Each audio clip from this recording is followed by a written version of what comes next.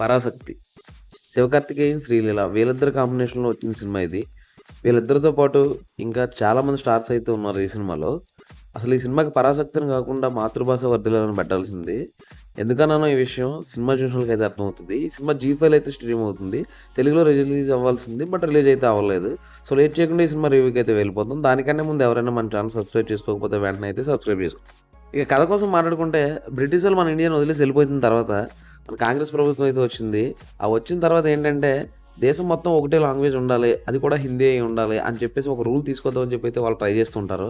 So ఆ ప్రయత్నాల్లోనే ఇక్కడ చాలామంది అయితే నచ్చదు. ఎందుకంటే దేశం మొత్తం ఒకటే లాంగ్వేజ్ మాట్లాడాలని చెప్పేసి వాళ్ళకి ఇష్టం లేకపోయినా సరే వాళ్ళ మీద రుద్దడానికి అయితే ట్రై చేస్తారు. ముఖ్యంగా అయితే అది తమిళనాడులో.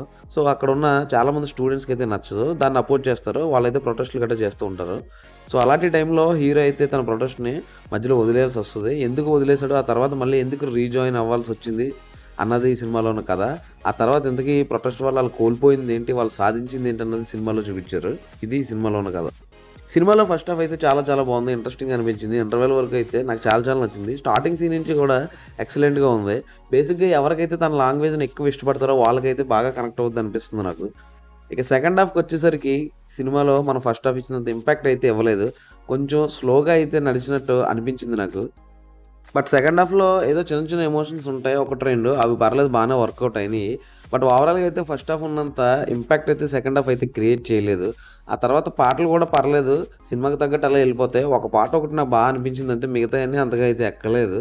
బట్ బీజీఎం మాత్రం సినిమాకి తగ్గట్టు ఇచ్చాడు 'జీవి ప్రకాష్' అయితే. నెక్స్ట్ లెవెల్‌లో ఉంటది కొన్ని సీన్స్‌లో అయితే.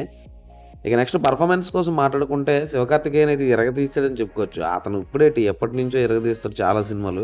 సో ఈ సినిమాలో కూడా అంతే న్యాచురల్‌గా అయితే చేశాడు. ఎక్సలెంట్‌గా వచ్చింది తన పర్ఫార్మెన్స్ అయితే. ఇక 'శ్రీలీలకు' కూడా మంచి డెబ్యూ మూవీ పడిందని చెప్పుకోవచ్చు. ఫస్ట్ సినిమా తమిళ్‌లో ఇది. బట్ ఎక్సలెంట్‌గా చేసింది. తన క్యారెక్టర్ కూడా చాలా చాలా బాగుంటది.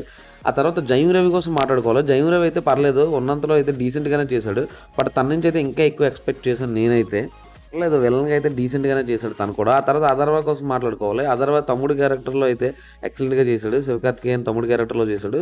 తన క్యారెక్టర్ కూడా పర్లేదు డీసెంట్‌గానే ఉంది.